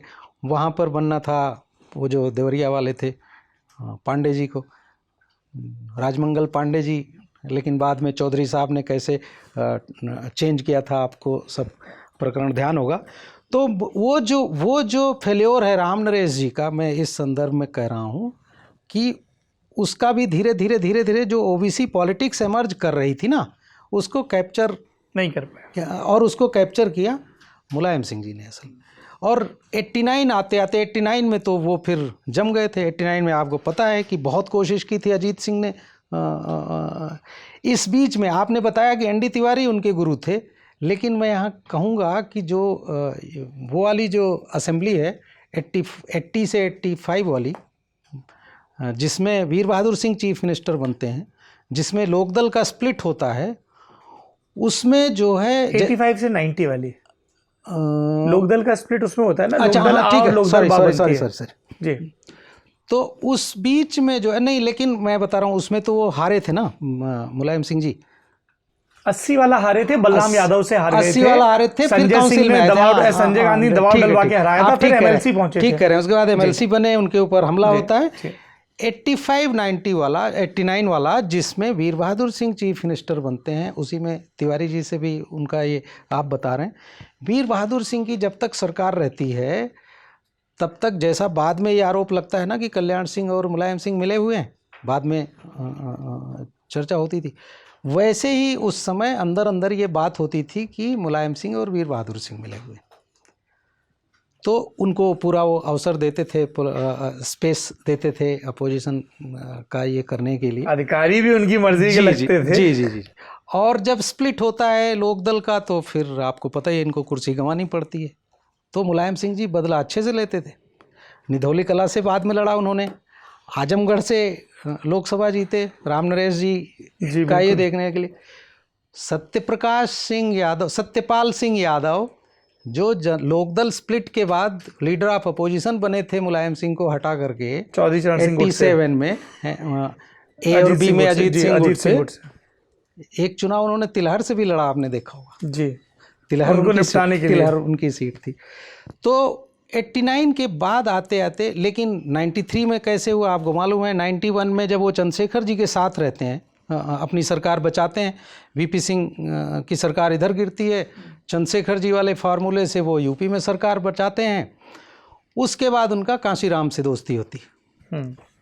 ये कहते हैं कि कांशीराम ने उनको कन्विंस किया था असल में कि आपकी चंद्रशेखर जी से ज़्यादा चल नहीं पाएगी आपकी पॉलिटिक्स, तो अब इनसे अलग हो। कांशीराम जी के कहने पे मुलायम सिंह जी ने अपनी अलग पार्टी बनाई। जी। चंद्रशेखर जी की तो सजपा हुआ करती थी, समाजवादी जनता पार्टी सजपा थी। पहले उसका नाम जनता दल सेकुलर हाँ। तो बाद में उसका नाम सजपा बन गया था। वो ये तो मुलायम सिंह पहले उसी में थे ना, तो ये उससे अलग होकर फिर समाजवादी पार्टी बनाई थी 92 के आखिरी में। और समाजवादी पार्टी का नाम सजेस्ट किया था केसरीनाथ त्रिपाठी ने, इंटरेस्टिंगली, जो भाजपा के नेता थे। जी, और स्पीकर थे, उनसे बड़ी दोस्ती थी इनकी। वो कहते हैं कि मुलायम सिंह जी उनको मिलने गए इलाहाबाद, तो वो कह रहे थे कि हमको कोई सोशलिस्ट टाइप नाम चाहिए। तो केसरीनाथ जी ने उनको कहा कि ये सोशलिस्ट नाम की कई पार्टियां बनके और विखंडित हो चुकी हैं, सब आपको पता है। तो उस विमर्श से उनके ये नाम सच बोले, तुम अंग्रेजी के सोशलिस्ट या हिंदी का समाजवादी रखो, बोले ये रखो, ये नया है समाजवादी पर। वहाँ से उनको नाम मिला समाजवादी। फिर आपको 93 का ध्यान ही है, देखिए। और इसी तरह हर नेता के जीवन में, हम आपके सबके जीवन में, जैसे आपने हमको बताया ना, मेरे साथ आरटीआई चिपक गया कि मैं आरटीआई बहुत काम करता हूँ, है ना, क्योंकि मैंने किया है। आपके साथ कुछ एक जीवन का एक काम होगा जो पूरे जीवन आप उसके लिए जाने जाएंगे। मुलायम सिंह जी के लिए जो 90 की फायरिंग है वो यूपी की पॉलिटिक्स में एक टर्निंग पॉइंट। कार सेवकों पे जो गोली चली थी अक्टूबर नवंबर में 1990 में, उसके बाद जो पॉलिटिक्स का यूपी में जो ध्रुवीकरण होता है उसके दो ही बेनिफिशियरी बन के इमर्ज करते हैं, आपको पता है, उधर मुलायम सिंह जी और इधर कल्याण सिंह बीजेपी। तो वो वहाँ से उन्होंने माइनॉरिटी वोट पर कब्जा किया। कांग्रेस का पतन हो रहा था। 89 में उनके साथ बहुत सी नॉन अपर कास्ट के वोट थे, दलित भी थे उसमें, आपको मालूम है। इधर बीएसपी उसमें पक्का अपना कब्जा कर चुकी थी, तो उसमें वो ज़्यादा दिन चल नहीं सकते थे। नेताजी ने अपना मीन्स मुलायम सिंह जी ने इस वाले फार्मूले को आगे बढ़ाया। माइनॉरिटी प्लस बाकी ओबीसी जाती हैं, उनके पास और भी वही एमओआई अकेले तो बाद में बना, आपको पता ही है। पहले उनके पास दूसरी ओबीसीज के भी बड़े नेता होते थे। बेनी प्रसाद वर्मा से लास्ट तक दोस्ती उन्होंने निभाई, हालांकि बीच में खंडित हुआ, लेकिन और भी जैसे रेवती रमण सिंह वगैरह से दोस्ती उनकी अभी तक लास्ट तक बनी रही। और भी वर्गों में उन्होंने नेता ये किए। तो उन्होंने जब उनके पास जब कोई ऐसा अवसर आया, मुलायम सिंह जी की आप पॉलिटिक्स देखेंगे तो जो एक मुहावरा आजकल बना हुआ ना, आपदा में अवसर, उसको उन्होंने बड़े तरीके से अपने फेवर में, मैं जो आपको शुरू से कह रहा था, पहले उन्होंने अपनी एरिया में भदौरिया साहब की लिगेसी, चरण सिंह जी की लिगेसी उन्होंने कैसे छीनी अजीत सिंह से, और 89 ऑनवर्ड्स तो उन्होंने उस पर कब्जा कर लिया। और आपको भी पता है कि राष्ट्रीय लोकदल अब जाटों के एरिया में कुछ 10-12 सीटें ज़्यादा से ज़्यादा असेंबली की और 1-2 सीट लोकसभा की, बस इतनी उसकी हैसियत छोड़ी उन्होंने बाद की पॉलिटिक्स में। इसके मुख्य सूत्रधार आप जब ये करेंगे तो वही निकलेंगे। चरण सिंह जी की लेगेसी वहाँ से 89 के बाद, जब आपको ध्यान होगा देवीलाल का जब 90 में जब वीपी सिंह ये छोड़ते हैं, तो देवीलाल की भी लिगेसी को, वो भी उस समय एमर्ज कर रहे थे ना थोड़े समय के लिए, वो फार्मिंग कम्युनिटीज में। चरण सिंह के बाद अगले किसानों के नेता पूरे पैन नॉर्थ इंडिया और ओबीसी के नेता देवीलाल थे। लेकिन आप देखेंगे कि अगले कुछ वर्षों में वो भी, अब देवीलाल जी का परिवार हरियाणा के बाहर तो निकल नहीं पाया, लेकिन बीच में कुछ साल लग रहा था कि नेताजी अब लगता है कि ऑब्सोलेट होने लगे हैं। केंद्र में तो मौका मिला 96 से रक्षा मंत्री, लेकिन 93 में जब एसपी बीएसपी अलायंस टूटता है, वहाँ से लेकर के और 2003 में उनको दोबारा ओथ लेने के लिए बहुत पापड़ बेलने पड़े थे। बीजेपी का आशीर्वाद लेना पड़ा था अटल बिहारी वाजपेयी का। नहीं, और वो कहते हैं कि विष्णुकांत शास्त्री जो गवर्नर थे यूपी के, वो उनको लेटर नहीं दे रहे थे, इनवाइट नहीं कर रहे थे। दिल्ली से फोन आया था तो नहीं, वाजपेयी जी श्रीनगर में थे, तो श्रीनगर से उन्होंने, नहीं दिल्ली से फोन मतलब केंद्र सरकार से फोन। वाजपेयी जी ने श्रीनगर से विष्णुकांत शास्त्री को फ़ोन किया था, तब उनको दिया गया। और 3 में आप देखिए मुलायम सिंह जी की 2004 में कितनी लोकसभा सीटें आई थी, अब तक का हाईएस्ट रिकॉर्ड मेरा ख्याल है 39 थी, 38 या 39 थी। 2003 में जब उनकी सरकार को शपथ उनको दिलाई गई थी, तो कहा जा रहा था यहाँ कि अंडरस्टैंडिंग है बीजेपी के साथ कि लोकसभा में वो मदद करेंगे, लेकिन क्या हुआ, प्रमोद महाजन का दाव उलट गया, सब कुछ उलट गया। और उसके बाद फिर उन्होंने कंसोलिडेट कर लिया अच्छे से। उसके बाद देखिए 10 पे आ गई थी बीजेपी, 10 पे आ गई थी, और वाजपेयी जी पीएम नहीं बन पाए। बाद में फिर, हालांकि उसके बाद वो जो पहले माना जाता था कि मुलायम सिंह जी बहुत डरते नहीं हैं किसी से वगैरह वगैरह, ये सब था। बाद में किस तरह से सीबीआई की एक पीई को इस्तेमाल करके यूपीए सरकार ने, जो बाद में आय से अधिक संपत्ति वाली, वो एक पीई थी, वो प्रिलिमिनरी इंक्वायरी, एफआईआर भी नहीं थी, लेकिन उसका इतना उपयोग किया गया कि उन्होंने यूपीए सरकार ने मुलायम सिंह को दबा के रखा, और पूरे समय उन्होंने सपोर्ट किया। और बाद में उन्होंने खुद ही कहा, आपने देखा ही, और बाद में भी रहा वो। 2015 में आपको ध्यान होगा वो महागठबंधन जो बन रहा था बिहार में, उससे अलग हुए थे, और बाद में उन्होंने डिस्क्लोज़ किया खुद ही, जब उनके परिवार में झगड़ा हुआ कि तुम जानते नहीं हो, अमर सिंह जी ने मुझे जेल जाने से बचाया है। तो लेकिन जो मुलायम सिंह जी का सफ़र है, ऐसा हमें नहीं लगता कि यूपी में कोई और पॉलिटिकल फैमिली जो है सर्वाइव्ड एंड थ्राइव्ड, और लगातार, हाँ, और 12 की जीत भी उन्हीं के खाते जाएगी। 12 की जीत उन्हीं के खाते। तब अखिलेश को प्रोजेक्ट नहीं किया गया था, किसी को नहीं पता था कि Akhilesh is going to become CM. भले अंदर अंदर उनके ये रहा होगा, लेकिन किसी को नहीं पता था। तो इसलिए इनकी तो उत्तर आखिरी प्रदेश की में कल्याण सिंह जी पर भी बात हो जरा, वो भी एक बड़ी कमाल की। और देखिए, अतरौली से चंद्रभानु गुप्ता निकले, अतरौली से ही कल्याण सिंह निकले। कल्याण सिंह जी निकले। ये अलीगढ़ का एक कस्बा है अतरौली। लेकिन देखिए, गुप्ता जी को आप अतरौली कहें जरूर हैं, थे अतरौली के ही। वो काकोरी केस में वकील थे, पढ़े लिखे, लखनऊ में, लखनऊ से चुनाव बैचलर लड़े, थे, बैचलर थे, चुनाव लड़े, रानीखेत तो मौदहा बाद में लड़े, लड़े। जी जी जी, हाँ। और बैचलर थे। परिवार के लिए कुछ नहीं बनाया। ये आपके दर्शकों को ये जानना जरूरी है। 3 मुख्यमंत्री हैं जो सीएम के बंगले में नहीं रहे। सुचेता कृपलानी जी स्टाफ क्वार्टर पीछे था सीएम के बंगले में, 2 कमरे का, उसमें रहती थी। वो कहती थी मुझे इतना बड़ा। एक बार लाल बहादुर शास्त्री जी वहाँ गए, बोले तुम यूपी की सीएम हो, यहाँ रहती हो। चंद्रभान गुप्ता जी 4 बार सीएम बने, दिन भर काम निपटा के शाम को अपने वो गंजी में बैठ के दिन भर काम आ निपटा जाते थे। के। वो अंडरवियर बनियान कपड़े वाली वो पहने रहते थे, लौट आते थे। बनारसी दास गुप्ता जी हालांकि थोड़े दिन के लिए बने, लेकिन वो भी सीएम के बंगले पे नहीं रहते थे। हालांकि वो उनका जीवन उन दोनों की तरह से नहीं बहुत था। समृद्ध। और मुझे लगता है कि जो यूपी के फॉर्मर चीफ मिनिस्टर्स की फैमिलीज़ हैं, उसमें रिसोर्सेज के मामले में सबसे रिचेस्ट जो 2-3 परिवार हैं, उनमें उनका भी होगा एक। हाँ, उसमें तो फिर अब कल्याण सिंह का तो परिवार बात भी आएगा अलीगढ़ और की, मुलायम सिंह का भी आएगा। अलीगढ़ का जिक्र कर रहे थे। कल्याण सिंह जी का, जैसा मैंने बीच में एक बार बोला, उनका कार्यकाल 92 के बाद अगर कंटिन्यू किया होता, हालांकि उसी समय बीजेपी में वो सब जात बिरादरी के झगड़े शुरू हो गए थे। उसी समय प्रकाश सिंह और नृपेंद्र मिश्रा का ऐसा झगड़ा हुआ था, बाद में दोनों को हटना पड़ा था। आपको सेक्रेटरी थे नृपेंद्र मिश्रा और डीजीपी थे प्रकाश सिंह। सिंह। पहले प्रकाश सिंह को हटाया गया, बाद में उनको भी हटाया गया। और इनका आपस में भी झगड़ा था।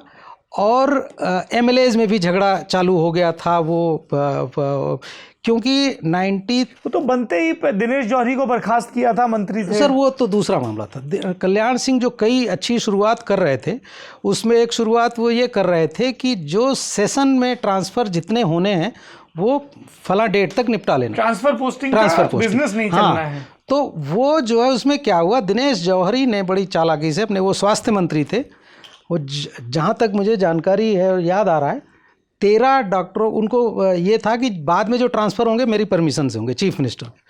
तो 13 ट्रांसफ़र का उन्होंने परमिशन दिया था। वो 13 के पहले 1 लिख दिया गया था, तो 113 हो गया था। ये बात जब उनके नोटिस में आई तो उन्होंने सैक कर दिया था उनको। अब डॉक्टर जौहरी जी की का निधन हो गया। मैंने सोचा था कि उनको मैं मिलूँगा, पूछूंगा, लेकिन अब वो नहीं रहे दुर्भाग्य से। तो कल्याण सिंह जी का वो, लेकिन बाद में उस कल्याण सिंह को हम लोगों ने नहीं देखा। उनको इतने कंप्रोमाइज़ करने पड़े। कैसे देखते, एक तरफ से राजनाथ सिंह घेर रहे हैं, एक तरफ से कलराज मिश्र घेर रहे हैं, एक तरफ से लालजी टंडन घेर रहे हैं, अंततः वही ब्राह्मण बनिया वाली पार्टी बन के रह गई, ठाकुर वाली पार्टी बीजेपी। लेकिन ऐसा होता है ना, ये सब पॉलिटिकल सिचुएशन हर एक आदमी फेस करता है, वो सब ने फेस किया है। कुछ अपनी भी गलती होती। कल्याण सिंह को जब हटाया जा रहा था 99 में, वाजपेयी जी ने उनको ऑफर किया था कि आप केंद्र में कृषि मंत्री बन जाइए। उनको यहाँ बुलाया गया था बैठक के लिए, वो यहाँ आने के बजाय बाकी नेता यहाँ, वो अयोध्या चले गए। और इतने गंदे स्टेटमेंट दिए हैं, इतने गंदे स्टेटमेंट दिए हैं अपने बीजेपी के नेताओं के लिए कि आप समझ नहीं सकते। नुकसान हुआ, पार्टी को भी नुकसान हुआ। और दोनों इसीलिए बार बार मिलते रहे। पॉलिटिकल चतुराई नहीं दिखा पाए कि सरवाइव रहेंगे तो फिर मौका मिलेगा। लेकिन उनकी एक अच्छी बात ये थी कि उनका, अब इसको अच्छी कहें बुरी कहें, बहुत सारे नेता होते हैं जिनका अक्रॉस द पार्टी लाइन बड़ा संबंध होता है, दूसरी पार्टियों में भी बड़े दोस्त रहते हैं। कल्याण सिंह ऐसे थे कि वो दूसरी पार्टी में कभी डाइजेस्ट नहीं हो पाते थे, ना उनको दूसरी पार्टियों के नेताओं से मिलके कभी अच्छा लगता था। बाकी नेताओं के साथ है, सबका काम करते हैं, वो दूसरी पार्टियों के नेताओं का काम ना के बराबर करते थे, इस तरह के आदमी थे। इसलिए वो बार बार जाके और लौटते रहे। आप ने देखा, और लास्ट में जब गए तो भी। आप ये बता रहे हैं, आज हम लोग 30 जुलाई 2024 को बातचीत रिकॉर्ड कर रहे हैं। दोपहर में दफ्तर आ रहा, दिख रहा था कि अखिलेश यादव संसद में बोल रहे हैं, लोकसभा में चेयर पे जगदम्बिका पाल बैठे हैं। और मैं सोच रहा था क्या समय की गति है। यही जगदम्बिका पाल जनता दल राजाराम गुट में हुआ करते थे। जी जी यही जगदम्बिका पाल कांग्रेस से सांसद रहे यूपीए के दौरान। जी जी यही जगदम्बिका पाल भाजपा में हैं, इस बार टिकट कट रहा था फिर मिल गया, वहां बैठे हैं। लोकतांत्रिक कांग्रेस लोग, हाँ वही तो मैंने कहा, फिर वहां कांग्रेस से फिर अलग हुए, लोकतांत्रिक कांग्रेस में थे, सॉरी जनता दल राजाराम में नहीं। हाँ, लोकतांत्रिक कांग्रेस में गए और वहां से फिर 38 घंटे के लिए सीएम बनने का विफल, और जिस पर हालांकि कहा नहीं जाता क्योंकि हाईकोर्ट का ऑर्डर है, हाईकोर्ट ने पूर्व मुख्यमंत्री शब्द इस्तेमाल नहीं हो सकता। हाईकोर्ट ने बोला कि ये पूर्व मुख्यमंत्री ना तो कहलाए जाएंगे, ना उसकी कोई सुविधाएं ले पाएंगे, क्योंकि वो कैबिनेट मिनिस्टर का रैंक उनको लाइफ लॉन्ग मिलता है। ये सब कुछ है, लेकिन इसी में सर कुछ लोग बहुत अच्छा काम करके गए हैं। अब अच्छा कहें या बुरा कहें, आजकल एक कानून बहुत इस्तेमाल होता है यूपी में, गुंडा एक्ट, हर सरकार करती है। गुंडा एक्ट चौधरी चरण सिंह लेके आए थे। अच्छा, जब वो 67 में सीएम बने थे, तब के जो अनुभव थे, वो दोबारा जब सीएम बनते हैं कांग्रेस आर के सपोर्ट से, चंद्रभानु गुप्ता के इस्तीफे के बाद, कांग्रेस स्प्लिट के बाद, ये हाँ 70 की बात है, ये 70 की, हाँ 70 की बात तो हाँ, नवंबर में उधर स्प्लिट होता है, फरवरी या फरवरी 70 की। चंद्रभानु गुप्ता जी कंटिन्यू कर रहे थे, लेकिन उनका सेहत बिगड़ रही थी, उन्होंने गोरखपुर से लौटते हुए बेहोश भी हो गए थे, वही तभी रिजाइन किया था। तो चौधरी साहब ने आते ही ऑर्डिनेंस जारी किया था गुंडा एक्ट का। उस समय फिर उनकी सरकार चली गई, लेकिन उस ऑर्डिनेंस को अगली सरकार ने भी, टीएन सिंह की सरकार ने फिर उसको लेजिस्लेट किया, वो असेंबली में बिल लाया गया, पास हो गया। इसी तरह से दूसरा एक कानून यूपी में बहुत इस्तेमाल होता है, गैंगस्टर एक्ट। गैंगस्टर एक्ट वीर बहादुर सिंह का अपने गोरखपुर के अनुभव की वजह से आया था। आपको पता ही है कि गैंगस्टर एक्ट बहुत इस्तेमाल होता है, क्योंकि उसकी एक धारा है कि आपके के खिलाफ किसी भी आरोप का कोर्ट कॉग्निजेंस लिया हो या ना लिया हो, अगर एग्जीक्यूटिव मीन्स डीएम अगर आश्वस्त है कि आपका क्राइम ऐसा है, तो आपकी प्रॉपर्टी अटैच कर सकता है। तो इसलिए दोनों, और आपको पता है गोरखपुर से आए थे तो उनके बैकग्राउंड में क्या थे, हरशंकर तिवारी थे और वीरेंद्र शाही। संयोग से उस असेंबली में जब ये बिल लाया गया तो दोनों मेंबर थे। जी, वही वीर बहादुर सरकार में, वीर बहादुर सरकार में, एक शेर छाप और एक नाव छाप। जी जी जी। तो ये दोनों कानून उत्तर प्रदेश में, कन्याधन वाली योजना मुलायम सिंह लेकर आए थे। जी जी जी जी। मैं तो देख रहा था लोकतंत्र सेनानी, हाँ, और एनडी तिवारी ने जो 15% रिजर्वेशन दिया था ओबीसी को 77 में, ये बहुत लोगों को पता नहीं है, मैं इसको बता दूं। राम नरेश जी की सरकार ने 1977 में, शायद 10 अगस्त से ये लागू हुआ है, ओबीसी को 15% रिजर्वेशन का फैसला, जिसकी डिमांड बहुत समय से 61 में पहली बार जो है राजनारायण जब ले आए थे नो कॉन्फिडेंस मोशन संपूर्णानंद सरकार के खिलाफ, पहला आरोप उनका यही था कि ओबीसीज के खिलाफ बहुत उत्पीड़न हो रहा है, ओबीसीज को न्याय मिलना चाहिए वगैरह वगैरह। वहाँ से चलते चलते, और देश भर में डिमांड पहले से हो ही रही थी, आपको पता है, बहुगुड़ा ने छेदीलाल साथी कमीशन बनाया था। एनडी तिवारी की सरकार बर्खास्त हुई है 30 अप्रैल 1977 को। उसके पहले 24 अप्रैल 1977 को एनडी तिवारी कैबिनेट का फैसला था कि 15% रिजर्वेशन ओबीसी को देंगे। वही कैबिनेट का फैसला राम नरेश यादव जी की अगली सरकार ने इम्प्लीमेंट किया है।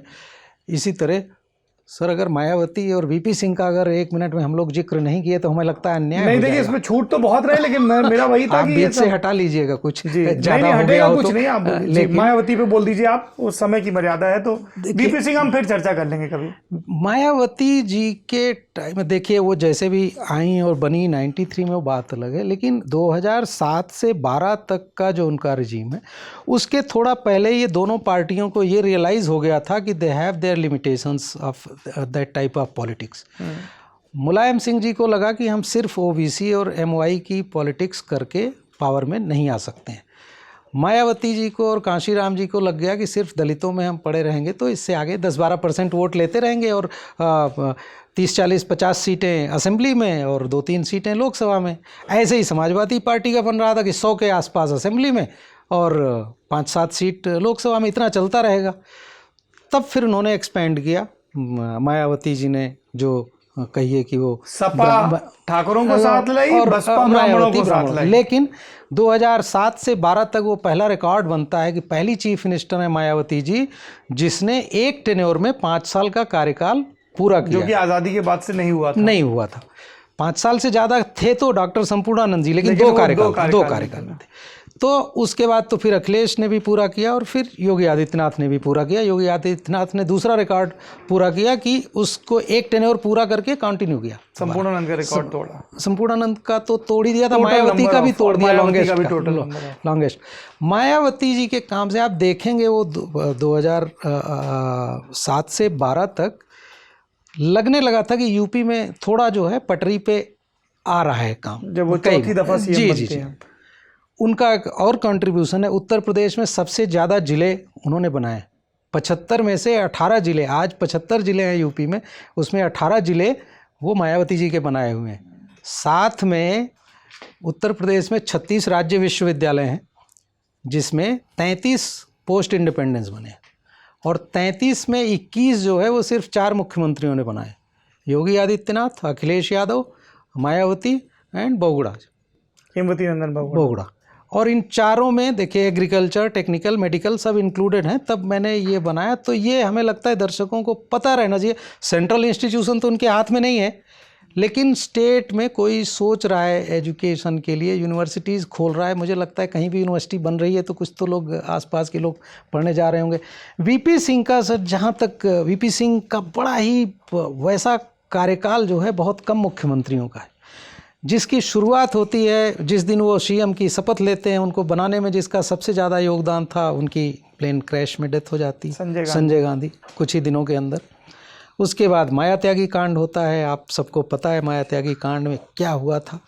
बता दीजिए, सबको नहीं पता है। माया त्यागी नाम की महिला थी, यहाँ बागपत के पास एक घटना हुई थी। वो गाज़ियाबाद से अपने पति और उनके एक मित्र के साथ वो एम्बेसडर कार में जा रही थी किसी समारोह में, बागपत ज़िले में कहीं उनको जाना था। रास्ते में एक रेलवे क्रॉसिंग के पास वो लोग चाय पीने लगे और पुलिस वालों से कुछ, वो गाड़ी में बैठी हुई थी, वो प्रेग्नेंट थी और सादी वर्दी में कोई, बाद में पता चला वो पुलिस वाले हैं, आकर के कुछ कार की खिड़की से बात करने लगे। तब तक वो दौड़ के उनके पति आते हैं और उसको धक्का देते हैं। जब धक्का देते हैं तो वो गाली देते हुए वो पुलिस वाले चले जाते हैं। वहाँ चाय वाला बताता है कि तुम जानते नहीं हो, ये फलां थाने का स्टाफ है और ये बहुत बदमाश हैं। थोड़ी देर में वो लोग लौटते हैं और उनको घसीटते हुए माया त्यागी को थाने में ले जाते हैं। बहुत उनके साथ बदतमीजी होती है। कई दिन तक इस पे देश भर में बहुत जो है डिबेट का ये इशू बना रहता है।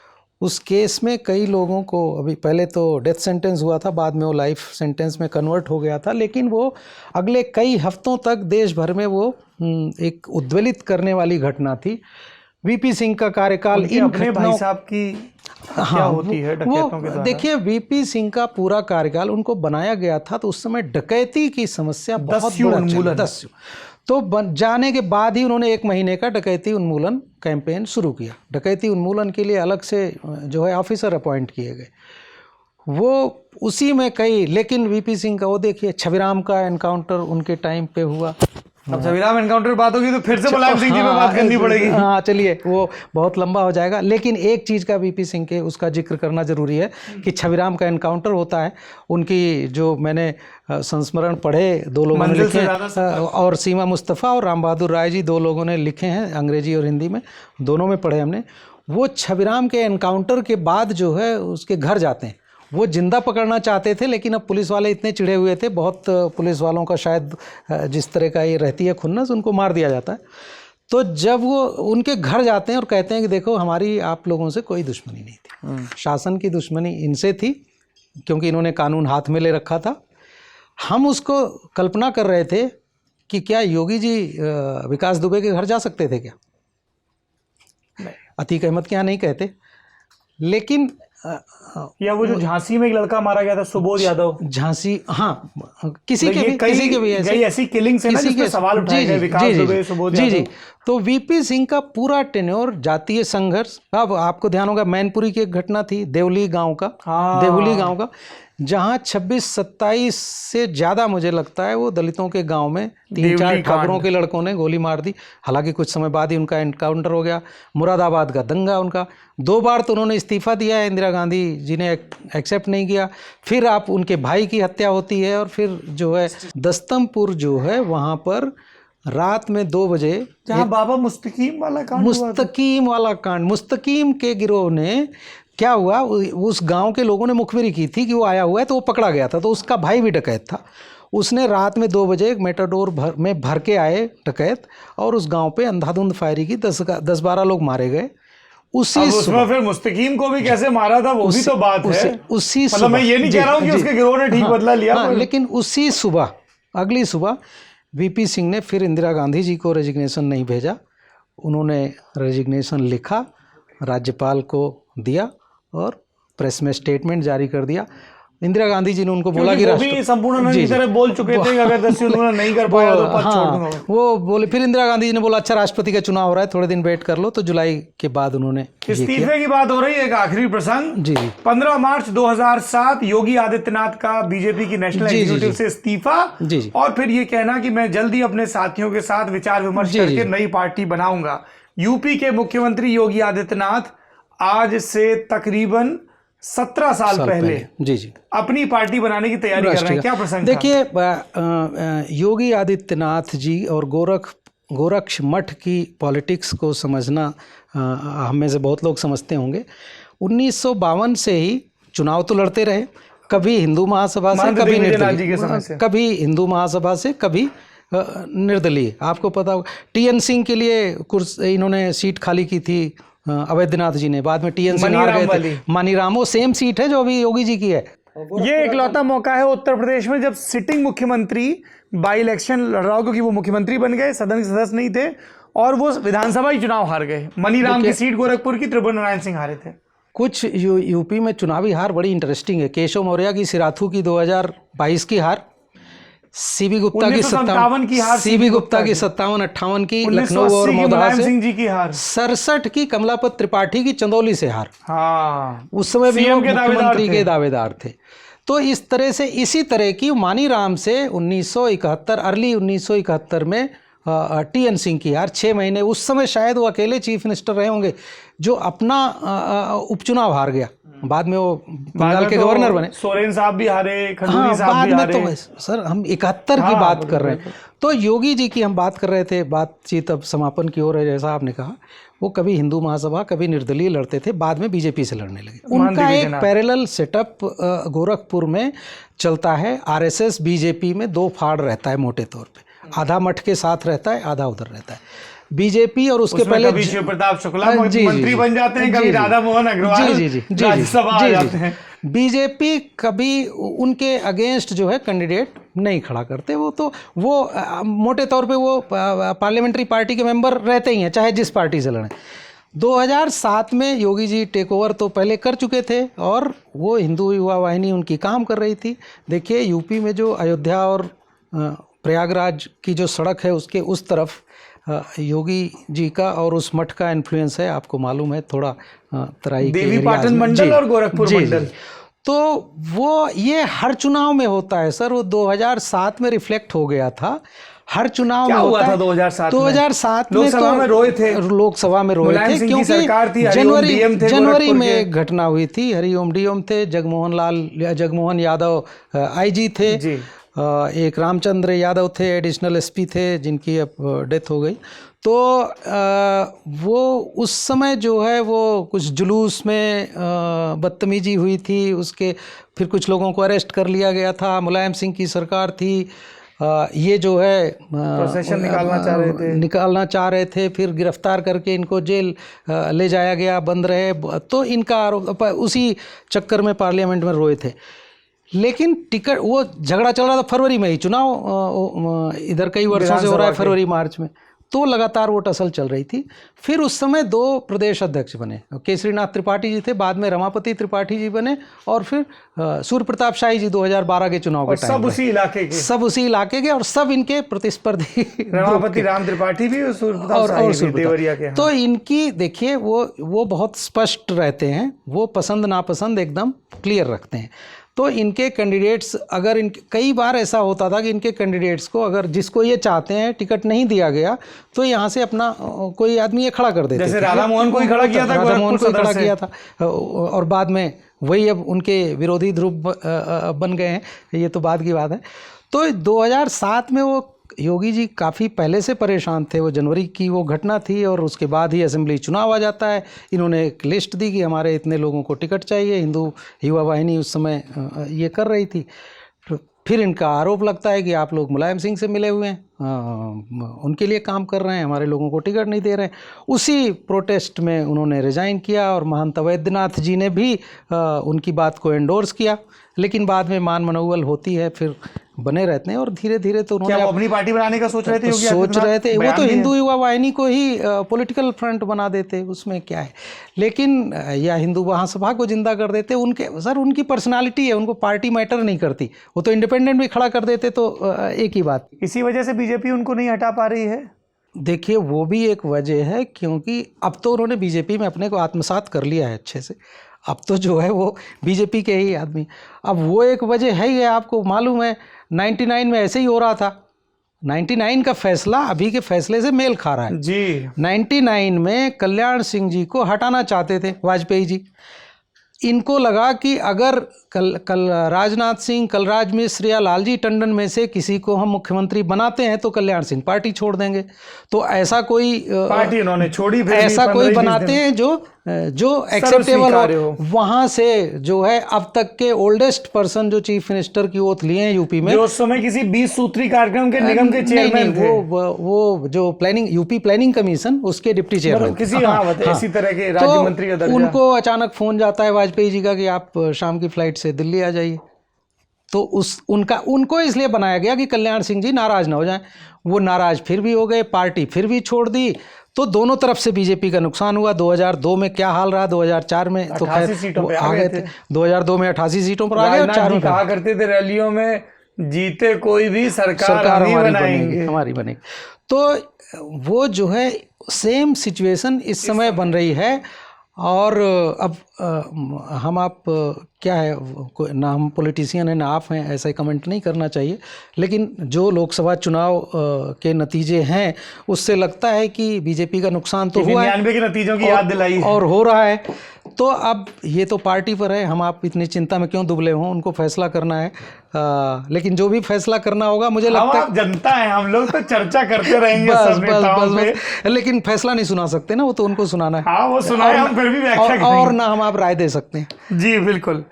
बहरहाल किताब वाला की ये चर्चा यहीं पर समाप्त होती है। अगर आपकी उत्तर प्रदेश की राजनीति में, इसके मुख्यमंत्रियों के राजनीतिक उतार चढ़ाव में, उनके प्रमुख फैसलों में, पर्दे के पीछे होने वाली राजनीति में दिलचस्पी है तो आपको ये किताब ज़रूर पढ़नी चाहिए। At the heart of power, the chief ministers of Uttar Pradesh, जिसे रूपा पब्लिकेशन से प्रकाशित किया गया है। लिखा है मशहूर पत्रकार श्यामलाल यादव जी ने। ये पूरी बातचीत आपको कैसी लगी कमेंट बॉक्स में ज़रूर बताइए। श्यामलाल जी बहुत बहुत शुभकामनाएं, बहुत बहुत धन्यवाद। बहुत बहुत धन्यवाद आपको हमें बुलाने के लिए और इतनी हमारी बात सुनने के लिए। Thank you so much. किताब वाला में किताबों पर बात का सिलसिला चलता रहेगा। किन किताबों को पढ़ रहे हैं आप इन दिनों ज़रूर बताइए। आपके घर में अलग से ड्राइंग रूम हो ना हो, बच्चों का कमरा अलग से हो ना हो, पूजा का कमरा अलग से हो ना हो, किताबों का एक कोना ज़रूर होना चाहिए। अपने डेवलपर से, अपने आर्किटेक्ट से, जहाँ पर भी जा रहे हैं हमेशा इसकी गुंजाइश रखिए। सिलेबस से इतर किताबें पढ़ते रहिए। सिरहाने तकिया हो ना हो, पानी की एक बोतल और एक किताब ज़रूर होनी चाहिए। शुक्रिया।